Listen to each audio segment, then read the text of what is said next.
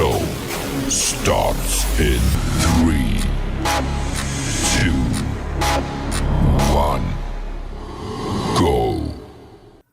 Good morning, CaneSport. It's September 8th, 2021. I'm Gary Furman, the publisher of CaneSport.com, joined as always by our managing editor, Matt Shodell, as we discuss the news of the day. And Matt, another action-packed day of news in hurricane land, as always, and never know where the next surprise is coming, around what turn or whatever. But I guess we should start with a little bit of what I would call a shakeup on the offensive line.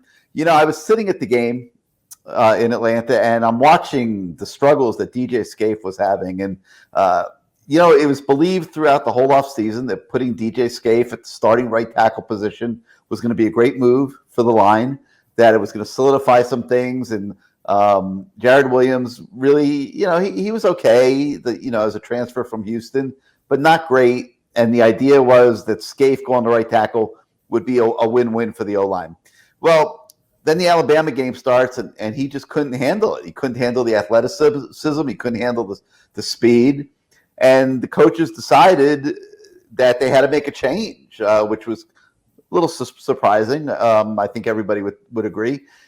But if you had told me that if they made a change at right tackle, it would be to Justice Oluwaseun as opposed to Jared Williams that would be coming into the game, I would have said no way, absolutely no way. Because when Justice came in, I mean, he had played some college football at UNLV, obviously had some experience, but is not overly imposing from a physical standpoint. Certainly does not look like a Power 5 offensive tackle. Maybe a guard, maybe a center, but the last thing you would expect would be for him to be a Power 5 offensive tackle. But there he was in the Alabama game, no less, playing right tackle. And the coaches have now announced that he is going to start on Saturday against Appalachian State, barring anything major taking place in practice this week. Your thoughts just on that shakeup and the surprise nature of it? I mean, the whole thing was super shocking to me. Like, I never thought DJ Scaife would be that bad. I don't understand it. We had to double check Pro Football Focus. They had him at a 1.7 pass blocking grade. I've never seen anything below 35. They said, no, he barely touched anybody. I mean, I don't understand it. I also don't understand. I mean, I feel like Jared Williams seemed like the obvious backup also. I don't understand that either. But, kudos to Garen Justice, because, I mean, yeah, he probably made a mistake starting DJ Scaife, obviously. And I don't think they did this. I don't think they did themselves any favors this fall with this 1 versus 2 format, where we know other programs go 1 versus 1s in fall scrimmages, where you can maybe get a little better glimpse of, this guy is not real good against our best players. But that notwithstanding, Garen Justice recognized, I've coached this kid for 2 years at UNLV. I've coached the kid this fall at Miami, and whatever he saw that Alabama defensive end in particular was doing, he said, Justice can handle this. And Justice did handle it. So for the most part, he wasn't great by any means. I think his grade was somewhere in the 50s. But I mean, against Alabama, like he wasn't terrible. And the instinct would have been, I think, to go to Jared Williams. So Garen Justice made a mistake starting DJ, and then he sort of corrected it very quickly. So that's what good coaches do. They say, oh, I made a mistake. And they don't just sit with it and say, oh, let's hope he gets better. They make the change. But yeah, I'm not thrilled with Justice being the starter and right tackle the rest of the season. You look at the kid, he barely looks like a guard, and you have to think, if Alabama had known that Justice was going to be the starting right tackle, maybe they would have planned some things a little differently for him specifically, with matchups. And now that other schools know he's starting, we're going to see how this holds up. And think about the commentary that this is on all the offensive linemen in the program. I mean, here's a guy who walks literally in June. Terrible, from a program that's really reeling. It's not good. Yeah. I mean, it's terrible. No spring practice, just walks in the summertime, and in the first game is going to the starting lineup over the whole lineup of offensive linemen that have been in the program for multiple years. I mean, we know it's bad. I mean, so it's not a surprise really to us. Listen, a surprise to me. I was telling people I thought the offensive line would be so much better than last year, and now I'm just hoping it'll be as good as last year. I mean, I don't understand. Maybe Alabama made them look that bad, but like you add Navon Donaldson, everyone else is back. How can they be worse? That's what is mind-boggling. I didn't think in general they were worse. I mean, well, DJ Scaife was worse. Yeah, he was definitely worse. And, but the thing is, like, we've always talked about the lack of depth at that position, but like that this guy can walk in from UNLV and in the middle of the first game, now he's suddenly the starter at right tackle. I mean, man, that, like if I'm those guys in that offensive line room, I'm not quite sure what I'm thinking. I mean, and listen, Jalen Rivers didn't do real well either. I mean, I'm not sure Scaife had the service done by having him a tackle. I would have felt better with him still at guard. He knows what to do there. It's sort of, to me, they keep saying he's more natural tackle. I think he's a more natural guard. I don't understand why they keep saying that to coaches, but they've got a problem on the right side of the line, period. And that's going to cost them dearly if they don't figure that out.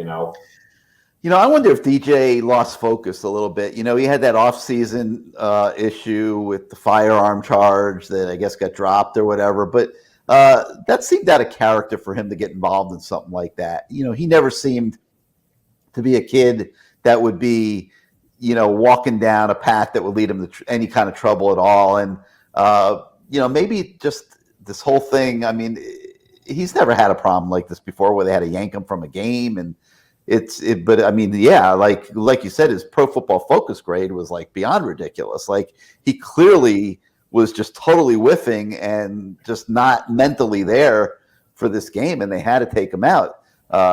So it's going to be interesting to see where things go from here on the O-line and whether DJ is able to get back in the graces of the coaches or not. But either way, a lot to talk about there. We had a really good interview with Justice, and that's on the website. And if you haven't read it yet, make sure that you dive into that. There's a lot of interesting tidbits in there. All right, another interview that I thought was absolutely captivating was Rob Likens. I mean, he was so candid, and I loved it. Like, I love candid. I love when a coach will stand there and tell you the truth and take you inside what's going on and why certain things happen. And Rob Likens couldn't have been more candid and honest yesterday. And, I applaud him wholeheartedly for it. I urge everybody to read that story. It's extremely interesting. And one of the things that we had been hearing even before that he brought up was, it sounds to me like when Rhett Lashley was game planning for this game and he took a look at Alabama's defensive athletic ability, he was of the notion that he needed to scheme and come up with special plays to kind of throw Alabama off and do some different things. Well, apparently that backfired, Matt, because the extra mental load that it put on the players didn't go very well, apparently. There was a lot of busts, a lot of mistakes. Things as simple as like routes that were supposed to be run at 20 yards were being run at 12 yards. He didn't go into extreme detail on all of the different things. But the point that was very clear was that there were a lot of mental errors and a lot of things that didn't go the way they were supposed to go in terms of execution of particularly those plays. And, I think Miami walked out of the game thinking they would have been better off sticking to their day one install, because throughout the game, the receivers kept coming to the sideline telling the coaches, hey, this is there, that's there, and, urging certain play calls to be made and things like that. And I wouldn't say it created confusion on the Miami sideline or in the Miami offensive camp, so to speak, during the game. But it certainly was not the blueprint, Matt. Like, everybody makes adjustments on game day. That's normal in football. But to have like a big chunk of your game plan not being executed properly out on the field when the game starts, I mean, that's a big problem. And first of all, it's ridiculous that Miami receivers are coming to the sideline thinking they should tell the coaches who are, upstairs. There's some people upstairs looking at the plays. Certainly the coaches are seeing what's going on out there, in their own perspectives. Like, you can't have 5 different players running up to coaches saying, hey, you've got to run this, you got to run that. I mean, this isn't like you're in your backyard playing with 10 of your friends. Like, you're not telling the coaches what to do. I found it mind-boggling that he even mentioned that. That should never happen at a major college program, that multiple players are going up to the coach saying, get me the ball, I'm open, get me the ball, I'm open. That's ridiculous. They have so many other things to be dealing with in a game like this. I mean, and the fact that, I don't know if they listen to these kids or not, but they should have said, you're going to be on the bench if you talk to me again. Because, that's just not what you do. That's not what you do. That's what coaches are paid to do, is call the plays that they think will work. I think it's okay. A player who thinks he can beat a guy the ball every time. I think it's okay in an isolated situation, but it certainly shouldn't be the norm. I mean, that's why you have willy-nilly, and then they get upset they're not getting the ball. No, the coach is the boss. Coach makes the plays. These kids, unless, certainly Xavier Restrepo in year 2 should not be going up to the coach telling him what to do. If Derek King says something, okay, that's different. He has a different perspective as the quarterback. But, just some second-year receiver on the outside who keeps getting in the wide receiver's coach ear, telling him to get him the ball because he can beat this guy, it's ridiculous. But, look, in terms of Rhett Lashley, I honestly, after listening to Rhett and listening to Manny and looking at some of the clips of the game again, I don't blame Rhett anymore. I thought Rhett, after the game, I'm like, he called an awful game. He choked. He was, ridiculously bad, especially in the early going. But, as I heard more and looked more, I really don't blame Rhett at all. I think he rightfully should have schemed for Alabama. I have no problem with that. We've seen teams worse than Miami that scheme for Miami and upset Miami. And you're not going to beat Alabama running your base offense from day one. That's ridiculous. So you had to scheme. He's correct to do that. And, I don't care what Rob Likens said, that confused the kids. They had no choice. That's what you have to do. Here's what Alabama does. Here's their weakness. We have to scheme to make that weakness, more apparent to us, and keep hammering that weakness until they fix their problem on that weakness, move on to the next one. That's what you have to do against Alabama. It's not going to work any other way. I appreciate Rob Likens' honesty, but some of the stuff he said, it really, shed a bad light, I think, on the coaches. Again, don't discourage honesty from the coaches. I love honesty. I just can't believe a couple of things I heard. And then Rhett, again, I don't blame him. The kids didn't execute like they were supposed to. Rob did say, he didn't throw individuals under the bus, but he did throw the offensive players under the bus, which he should have. They didn't understand it. They don't get it. We've been hearing this for years, that Miami players, for whatever reason, I don't know if it's because they're not coached or they're not smart enough. I don't know. I talk to them all the time. They seem like intelligent, smart kids, so I don't understand it. But how do they not know how to run a few extra plays or do a scheme that's a little different that they can prepare for 2 weeks, 2.5 weeks leading up to this game? It wasn't like a regular 1 week and you're playing the game. Like, it doesn't make any sense to me, some of the things Rob Likens said. And again, those of you who are harsh on Rhett, I would urge you to back off. I think he had a good game plan. I think he tried to do what he could to get the offense to score as many points as they needed to beat an Alabama team that they knew was going to score a ton of points. And the kids flunked, not Rhett. I'm in the middle. I thought he could have been more aggressive coming out of the gate. You can't let Alabama deep shots. There was plays where King handed the ball off on RPOs where he should have thrown the ball. We could have agree to disagree, but I do think Rhett was trying to be aggressive, tried to scheme, and the kids just blew it. Yeah, but it's definitely problematic if 20-yard pass route is being run at 12 yards. Or if guys are letting their fundamentals that have been stressed day after day after day fall apart on game day because they're overexcited and they forget everything they've learned in practice.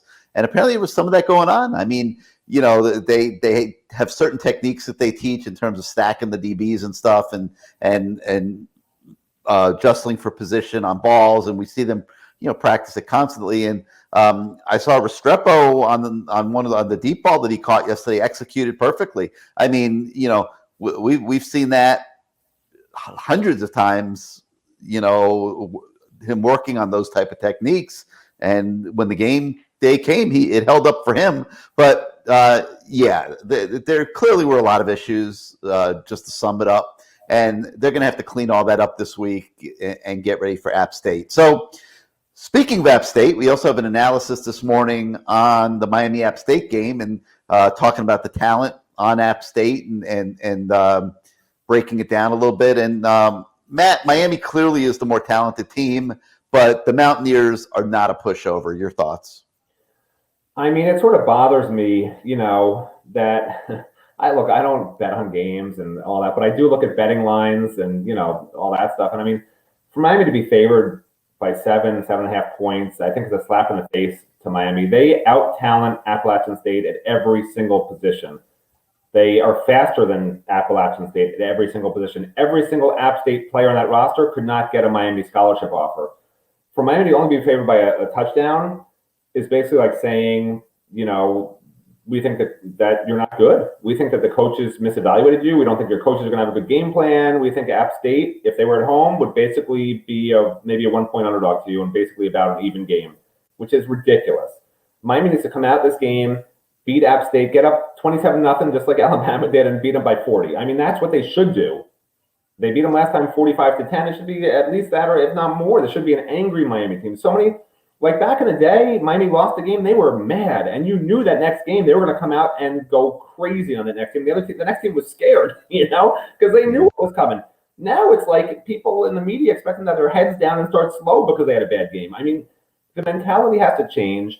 The Alabama game was, to me, was a disaster. I don't like that a lot of the Miami coaches are putting a good face on it. I just call it what it is. It was a disaster. I mean, you watch FSU against Notre Dame and you think what could have been. I mean, you just show Tulane against Oklahoma. I mean, you could go down the line. Yeah, Tulane. Yeah. I mean, you could go down the line. Like, there's no reason Miami couldn't have at least been within a couple of touchdowns. Like, that's not too much to ask. And to just have the game over by the second quarter is ridiculous. So, I just want to get back that mentality for us as media, for fans, and for the team of, like, you're expected to win every game. I don't care if it's Alabama, and if you're not going to win, you're going to play your hardest and do what you're supposed to do.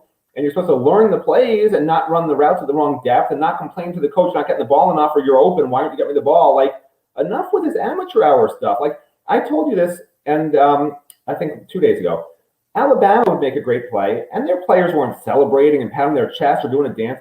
They literally just ran back into the huddle or went back to the defensive side. Like, that's what they're supposed to do.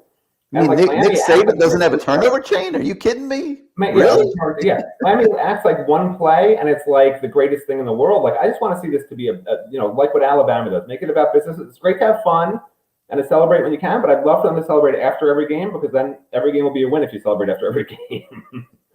But I don't know. Maybe I'm just ranting too much. But no, you're not. I mean, listen, they had everything to gain in that game. I mean, nobody expected them to win. All they had to do was go there and compete, and they were unable to do it. And the more that we're talking about it and talking to people about it and hearing some of these things, it becomes more baffling. Like you said, like how all this fell apart and was allowed to fall apart.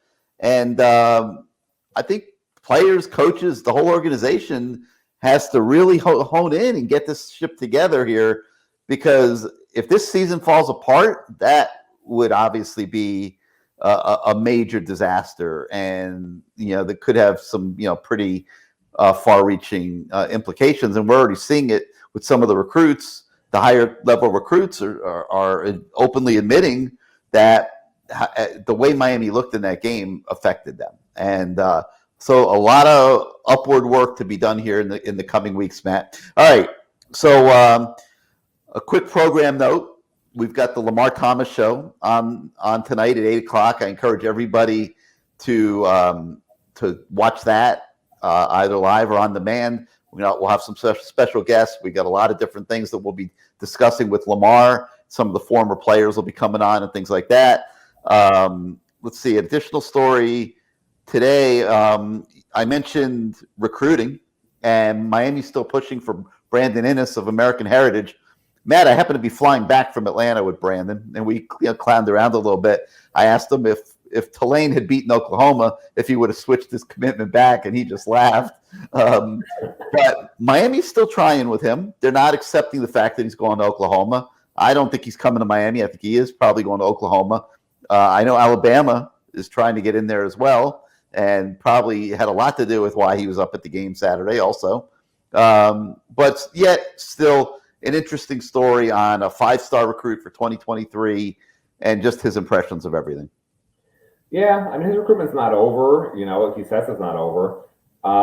He did commit very early, and it's interesting, he committed, and I was talking about this. I don't think I put this much of it in the story, but, he sort of expected when he committed that, he'd have some peace and quiet, because coaches always, sort of asking you to call them and trying to get you through their coach and whatever until they can actually talk to you and call you and text you and whatever. He says as soon as he committed, it got worse. Everybody wanted to talk to him. Everybody wanted to be in his ear and da-da-da-da-da, So this recruitment's not over by a long shot. He's going to, sort of want to take some visits and check out some other schools and have some fun. But yeah, I mean, look, as of now, he's going to Oklahoma, But I honestly, I don't understand why he committed. Like, I don't get it when some of these kids commit so early, especially if you're still looking at other schools. Like, I don't understand why. And I didn't ask him that because it's sort of rude to ask that. Like, why'd you commit if you're still keeping it open? Like, that's a weird thing as a kid. But, a lot of kids are doing this. I don't get it. Is it to hold your spot? I mean, you can go anywhere you want, but. Yeah, he's a 5-star. Nobody's going to turn him down a year from now. So. All right, well, that's going to do it for today. A lot to talk about, a lot to debate. You've also got the podcast of last night's CaneSport live show on the website this morning. Encourage you to listen to that if you didn't listen to the show last night. And we'll keep plugging away here as we point towards Appalachian State on Saturday. There's practice today. We'll have a report after practice, some additional interviews that we'll be putting on the site, and then, more obviously Thursday and Friday. And, Matt talked about that betting line, 7.5 point betting line on Thursday morning. Tomorrow morning, we'll have the You Bet CaneSport show back for week 2 with Lee Sterling, the renowned sports handicapper. And we'll be talking a lot about that point spread and why it might be with Lee. So for now, we'll wish everybody a great day, and we'll see you tomorrow, everybody.